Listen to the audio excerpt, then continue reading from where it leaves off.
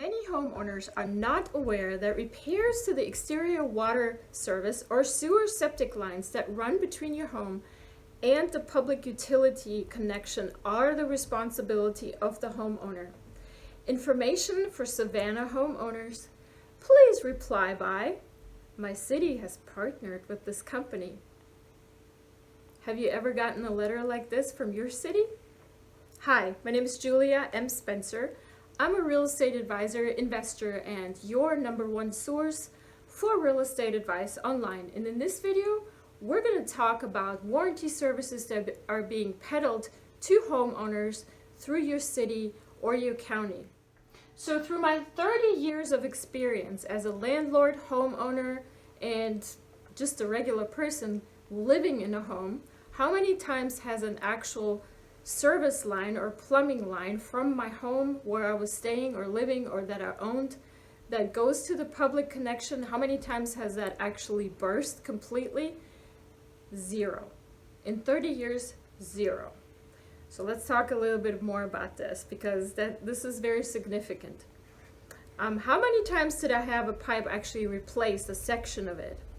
2 times. And let me tell you about those 2 times. This is over 30 years.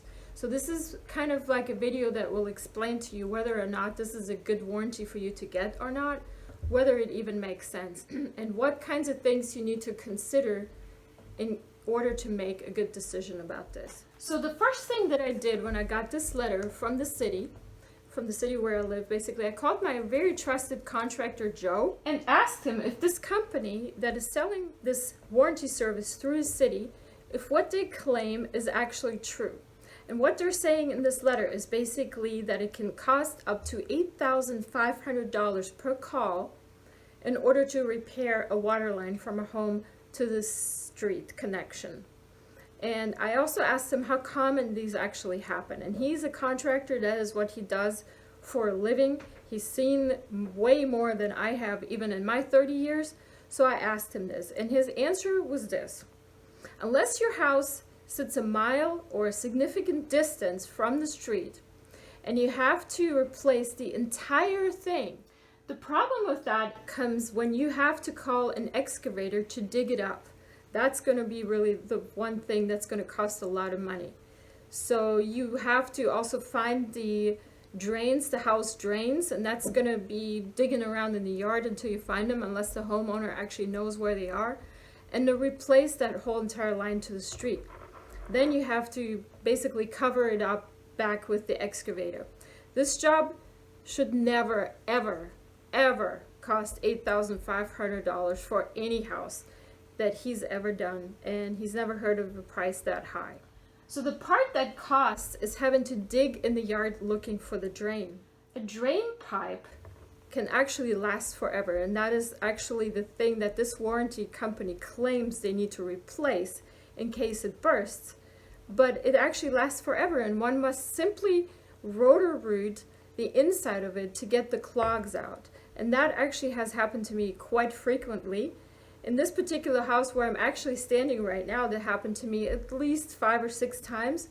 And then what we ended up doing is going through the pipe with a little camera to see what the problem is, what the obstruction was, why it was always clogging up. And what we determined at that time was that roots from the bushes outside and from the trees were actually growing into the pipe, or into the seals of the pipe rather, and they were obstructing anything that was going through, debris from your toilet or whatever else that you were trying to get down the drain. So they dug up that little section, they replaced that particular section of the pipe. It was maybe at the most 3 or 4 feet long, and the whole thing cost a normal plumber on a regular job about $300. So another thing that you need to understand, that pipes can't actually burst when they're buried in the ground because they have nowhere to go. They're contained by the dirt around it. This is a physical thing that you need to just kind of imagine in your head how that works. It can't just burst out because there's no place for it to burst out to. Now, it is very possible that a pipe might leak, and that could be a problem with water coming up, or maybe some sort of disturbance around the pipe. But in general, the pipe will stay intact for the most part, unless there's a major catastrophe, like maybe an earthquake, or somebody has disturbed the pipe by digging around in there for whatever reason. My contractor Joe basically said that it's almost impossible to burst unless somebody dropped dynamite down there, and then it still wouldn't blow up. So the other example when I actually had to replace the piping system from the house to the street was in the house that I owned a couple of years ago in Warner Robins, Georgia. And this was a very old house. It was built in the 40s, I believe. And we had to replace the pipe because it was just bad. Somebody told me it was bad. I don't know. I just said, whatever, replace it. And that whole job, including digging it up, putting a new pipe in, doing all the connections, connecting it to the city connection, the whole entire job, and putting everything back together and putting grass on top, it cost me about $500. So let's get back to this company that's trying to sell you this warranty service, because I did a little bit of research on this for you. I went on Google and looked this company up, and I'm not going to tell you the name right now, you can read it yourself, but it has mostly good reviews. In fact, when I looked at this, it had 519 of them on Google. It also had a couple of bad ones, ranging from nothing is covered unless there is actual damage, for the most part, was the complaint. There was a really good review that I want to read to you because it kind of emphasizes what the issue is with the bad and good reviews, and the fact that possibly a lot of those reviewers really don't understand how the whole issue of pipes bursting and not being able to burst actually works. So let me read that to you. Buyers beware, these water lines and sewer lines hardly ever break. Did I not just say that? Thank you. This company depends on that when they do they call local people to do the work and take forever to pay them, if they pay them at all. And the company that actually comes to your house and does the work, they will hold the homeowner, you, responsible for the bill if this rip-off company doesn't pay them. So just buyers beware. And this is a very good comment. This actually applies to a lot of the warranty companies out there. But what I've seen when I looked at these reviews, and I read a whole bunch of them, is that a lot of people use this company for just regular plumbing problems. There's a leak in the seal, or maybe there's a dripping water faucet, or something little, something that is very, very easy and very cheap to fix. And if you had just a regular plumber that you could call, or even if you're a handy person, you could easily fix yourself. Moreover, they're only contracted to work with plumbing companies. But in my past videos, I have told you guys that for the most part and for all my rental properties, I have home warranty services that cover a lot more than just plumbing services. They, for example, cover electrical services. They call, of course, the plumbing, but also HVAC and appliances and things like that. So these are also all included in the same price according to what you actually need in your home and what actually breaks.